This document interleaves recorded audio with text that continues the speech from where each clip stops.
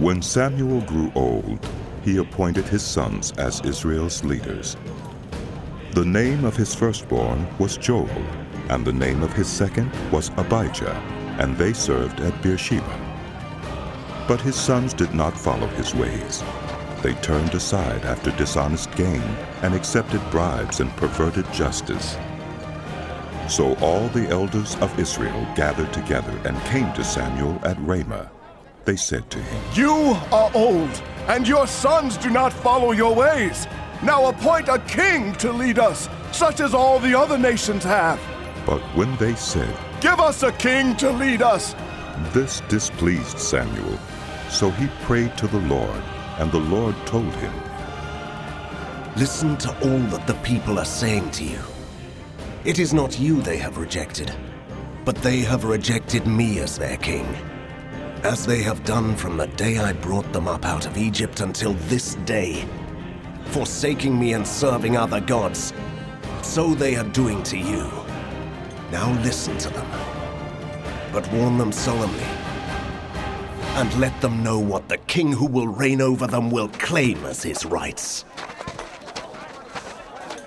Samuel told all the words of the Lord to the people who were asking him for a king.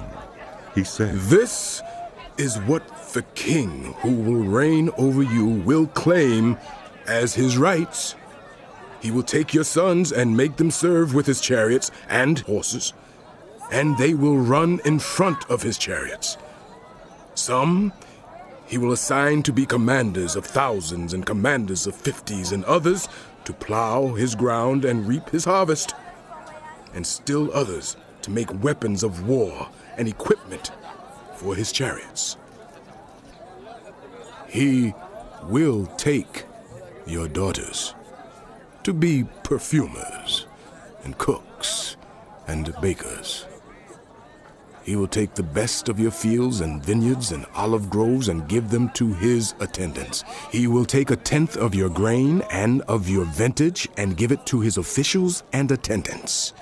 Your male and female servants and the best of your cattle and donkeys he will take for his own use. He will take 1/10 of your flocks, and you yourselves will become his slaves.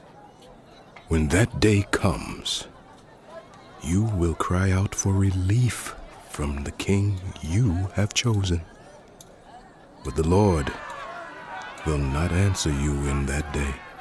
But the people refused to listen to Samuel. "No!